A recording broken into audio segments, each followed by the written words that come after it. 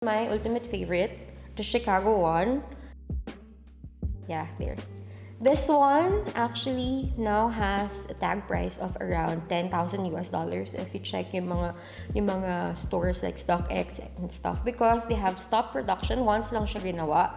They did not restock it anymore. So now, especially that he's gone, they'll not be able to produce it as, as the same as they first or they initially launched it.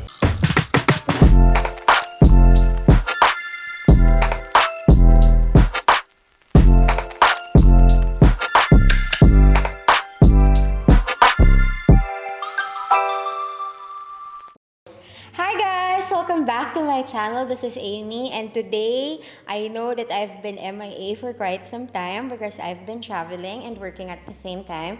But today I'm going to discuss a very special episode, one of my favorites who just passed away, Virgil Abloh and his best collections.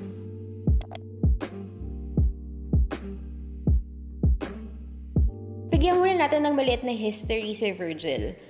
It was in 2011 when this Chicago-raised African-American guy was helmed into somehow fame because nagkaroon sila ng collaboration with Fendi, him and Kanye West, making Kanye West his taga-discover. It was Kanye West who discovered him. Kumbaga parang siya yung talent, isa siyang talent ni Kanye. So lahat ng mga fashion shows, almost ni Virgil, makikita natin si Kanye and si Kim during the time that they were together. In 2013, he launched Off-White as the gray area, sinasabi niya, ng white and black. Because, parang something that's, alam mo, hindi ma-define. It's undefined. So that's why he called it Off-White. And then, from 2014, he then launched the women's wear of Off-White. And from then on, Off-White skyrocketed into fame because he was one of the awardees of LVMH Prize, but eventually losing to Jacquemus and Marquise Almeida, if I'm saying it correct. So there were two other competitors who won the actual prize. But it was in 2018 when his fame actually was really parang nasa Hall of Fame na siya because he was one of the 100 influential people that was named by Time na first African-American guy na nakapag-launch or nakapag-head ng isang multi-billion na luxury brand, which was Louis Vuitton. It was in 2018 when LVMH announced that they were hiring Virgil Abloh as their creative director for menswear. From then on, I've been a fan of menswear ng Louis Vuitton and their accessories and everything else that he does because I believe in his mission and his vision, and I just believe in his creative products. Basta everything that he does for me, I think, has magic. So naturally, I get drawn to the items that he creates.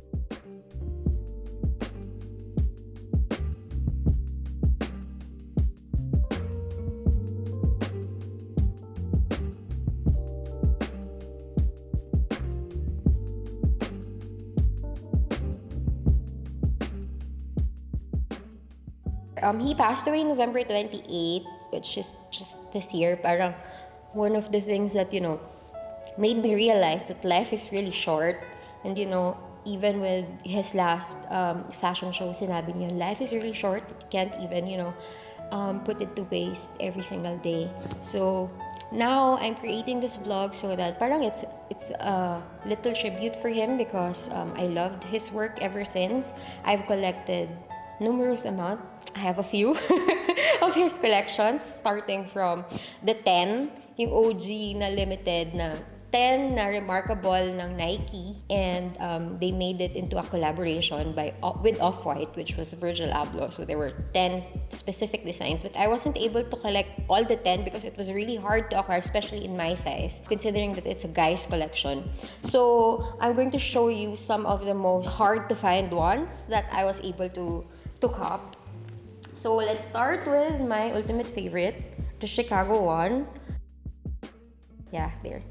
This one actually now has a tag price of around 10,000 US dollars if you check yung mga stores like StockX and stuff, because they have stopped production. Once lang siya ginawa. They did not restock it anymore. So now, especially that he's gone, they'll not be able to produce it as, as the same as the first or they initially launched it. This one is a gift to me by my friend Christine. So yan, parang birthday gift niya yata to sa akin. Because she knows that I really, really want one and I couldn't find it and she was able to find one. She secured the pair and she gave it to me. From there, they had a collab with Converse as well.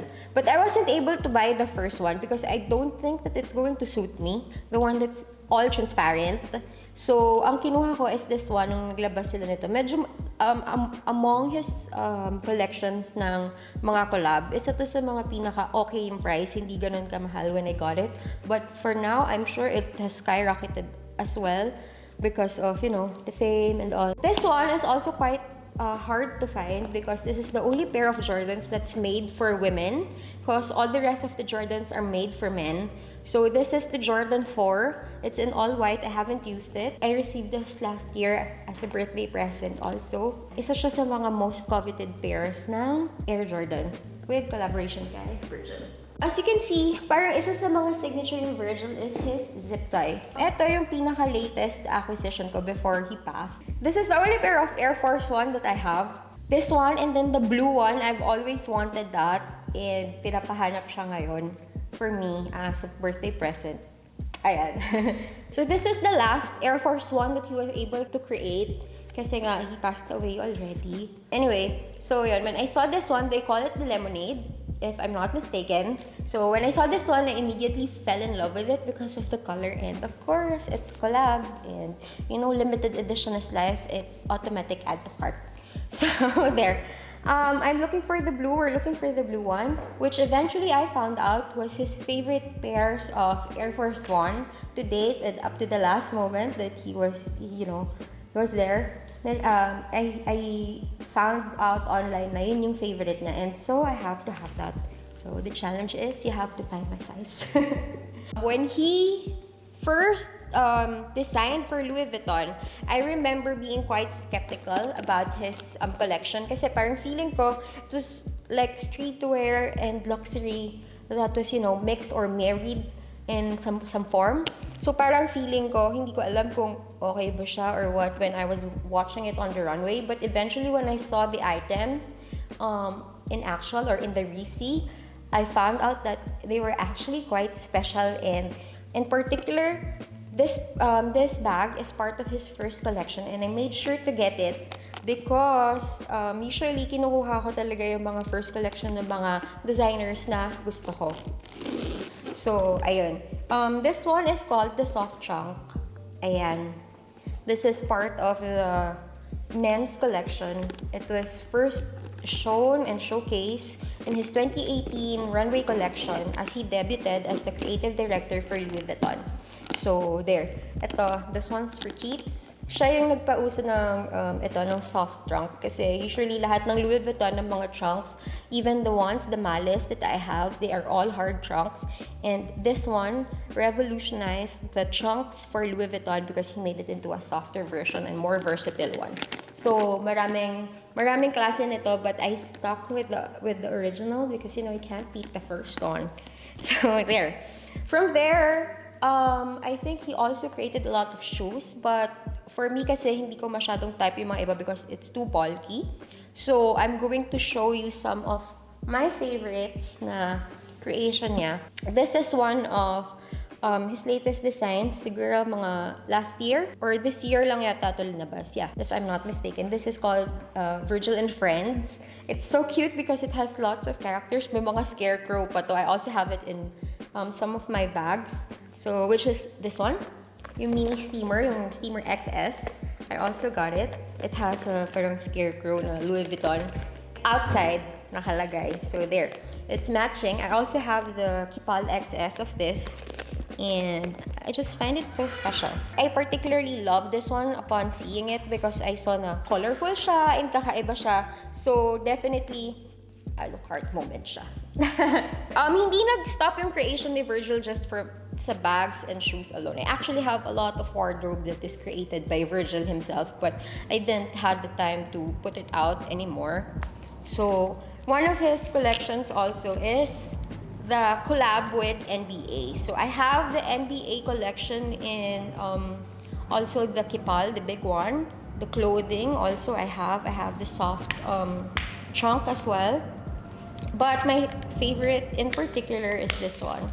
It's the Louis Vuitton NBA na flask holder or na water holder. So there. Meron kasi nito in classic monogram. But when the SA showed me that they have it in NBA, I told my staff actually, to get it for me because I really want something that's special because it's limited, it's boodle, it's life. So there. Another NBA is this one because you know how I love notebooks. Kaya ayan, I haven't used it and I don't know if I'm going to use it in the future, but of course knowing myself. At the bow, I have also the one with Virgil and Friends na notebook. I also have the pencil case for this one.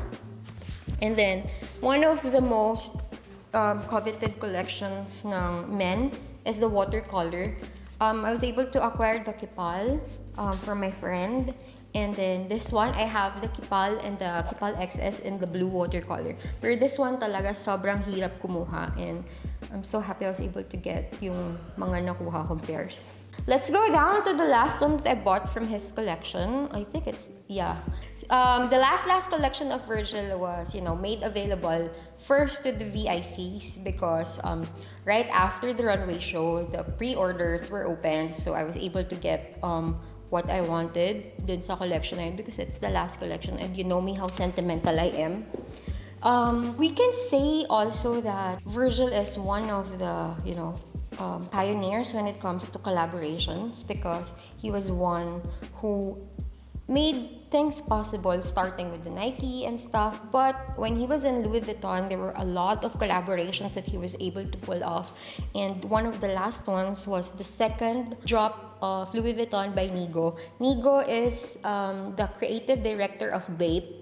And imagine having Louis Vuitton and Bape at the same time. So it was quite special. Ito yung huling pair na nakuha ko for, well, he was still alive, na sneakers. It's for men, but since my shoe size is bordering to the largest of the women's and smallest of the men's, I'm always able to get something from the men's collection. So yun, and especially with clothing, there's no problem with me because I can wear something that's, girly or sometimes medyo sporty.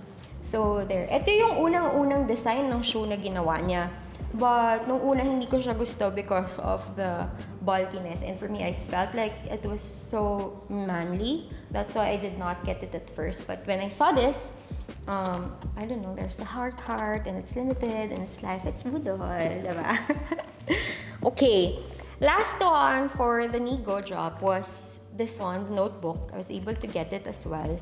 Because I really love writing, journaling, and I know that you know my collection. But I have to update that already because there's a lot of new notebooks and stationeries that brands gave me and I have acquired. Since the time that I filmed my notebook collection or my stationery collection.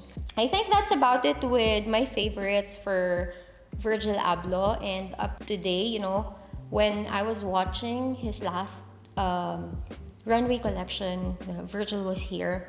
It made me feel like, you really don't have time to waste, but, just enjoy whatever it is that you have because really life is too short. Imagine who would have thought that he's so young, he's so talented, he's one of the most powerful people in fashion, and just like that, like a thief in the night, he was gone and he was taken away from all of us. So this is me reminding everyone to just, have fun, take it easy, and, just enjoy and live for the moment.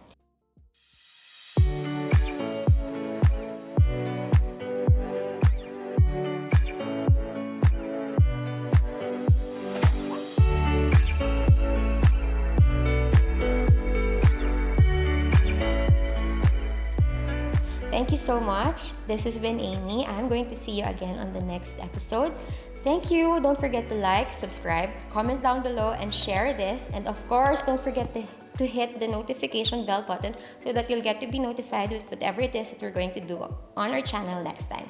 I'll see you again. Bye!